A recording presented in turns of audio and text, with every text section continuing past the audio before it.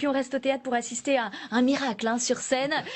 C'est une pièce sur le handicap. Direction le théâtre La Bruyère pour Miracle en Alabama. C'est une pièce qui est adaptée d'un film des années 60, lui-même inspiré de l'autobiographie d'Helen Keller, Sourde, muette, aveugle, l'histoire de ma vie. Voilà, on est en 1887 au sein d'une famille qui ne sait vraiment plus quoi faire pour sauver leur jeune fille justement de ce handicap un peu général.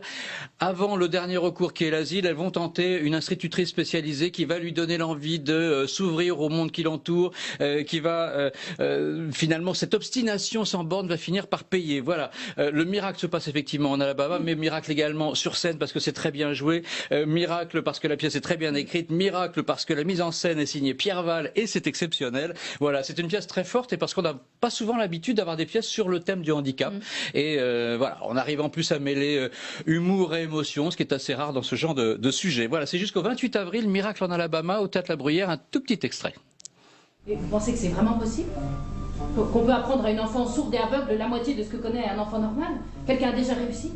La moitié, vous dites? Écoutez, j'ai fait tout ce que j'ai pu. Je vais quand même pas y passer toute ma vie, non? Elle veut juste parler, c'est tout. Parler comme vous et moi. Vous allez lui apprendre à parler, mais on ne sait même pas comment faire pour lui apprendre à rester tranquille. P-O-U-T-E.